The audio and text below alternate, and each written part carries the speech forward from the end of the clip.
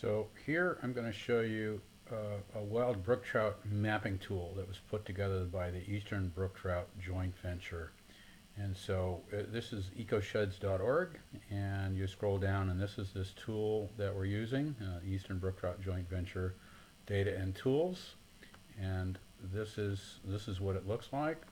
And here's how we're going to use it. We're looking at a place in Rhode Island called Breakheart Pond, and we happen to know this is sort of an interesting location, so I'm using this finder here, the XY finder, to find it. I've typed in Breakheart Pond already, and it's set to 1 to 6,000, and here we go. Now we're zooming into this location, and here we are at Breakheart Pond.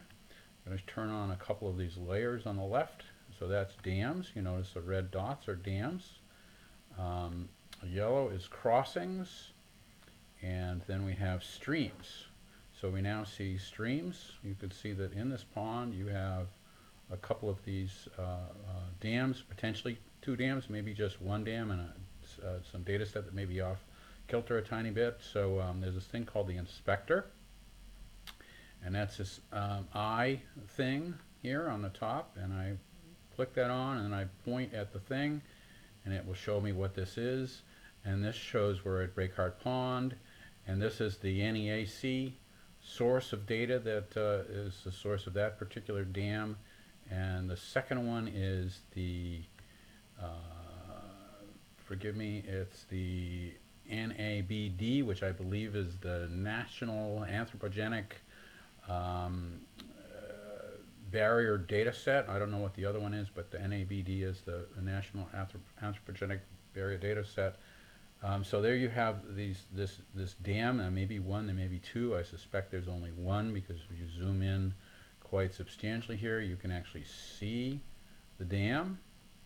And it looks like 1 dam. If you see the dam there, right there, it looks like 1 dam, not 2. The interesting point that I want to make here is that there's some much more interesting information here. So we're going to zoom out a little bit here, and we're going to turn on to the left the wild trout habitat patch, and that shows that the trout habitat patch, the orange, basically ends at the begins at that pond, and as we zoom out here, it shows that it also ends at that pond. So something tells me that that pond is not really good for wild trout.